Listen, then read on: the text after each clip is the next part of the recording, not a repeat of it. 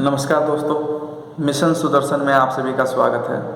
आज मैं आपको एक ऐसी कहानी सुनाने जा रहा हूँ जो आपको बहुत अच्छी शिक्षा देगी। हर किसी के परिवार में कभी ना कभी ऐसा होता है कि अपमान कर दिया जाता है और हम उस अपमान की आग में जलते भी हैं। तो हम उस अपमान की आग में जलते हुए कभी कभी अपनों से बदला लेने के बारे में सोचते हैं, लेकिन अपनों से बदला लेने से पहले ये सोच ले कि जो आप करने जा रहे हो वो सही है या गलत है। वो इस कहानी के माध्यम से आपको समझ में आएगा। एक बार एक मेंढक एक कुएं में रहता था अपने परिवार के बाकी सदस्यों के साथ। काफ़ी लंबा चौड़ा उनका कुनबा था। ताऊ, चाचा, भाई, भतीजे सब वहाँ थे।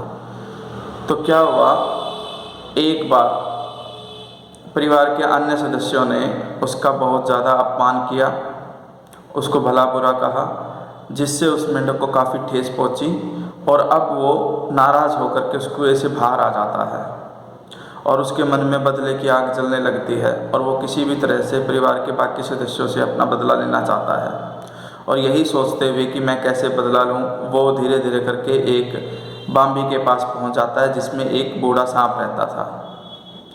वो उस सांप को आवाज़ देता है कि हे बंधु, मुझे तेरी ज़रूरत है, कृपया करके बाहर आइए, मैं आपकी बहुत मदद करूँगा, उसके बदले में आप मेरी मदद करिए, क्योंकि कांटे से ही कांटा निकलता है। अब सांप जैसे ही बाहर आता है, मेंढक उसको अपनी कठिनाई बताता है और वो उसके उपाय भी उसको बताता है कि इसका बदला मैं इस प्रकार लूँगा कि आप मेरे उन सदस्यों को खा जाना जिन्होंने मेरा अपमान किया, लेकिन जो मेरे अपने परिवार के लोग हैं, मेरी पत्नी और मेरे बच्चों को छोड़ देना। मैं आपको बता दूंगा कि किन किन को आपको खाना है और किन को नहीं खाना। तो वो सांप को लेकर के उस कुएं के अंदर चला जाता है और उस कुएं के अंदर एक बिल बना होता है जिसमें वो सांप रहने लगता है और उस मेंढक के कहे अनुसार वो रोज़ एक एक मेंढक को खाने लगता है। समय के साथ वो सारे मेंढक खत्म हो गए, अब सिर्फ बचा वो मेंढक और उसका परिवार। लेकिन अब सांप ने कहा कि या तो चुपचाप अपने परिवार के एक एक सदस्यों को मेरे पास डेली खाने के लिए भेज देना, नहीं तो मैं एक बार में ही तुम्हारे पूरे परिवार को नष्ट कर दूंगा। जैसे ही सांप ने ये कहा, उस मेंढक ने सोचा, ओह, मैं कितना मूर्ख था कि मैंने किस पे भरोसा किया।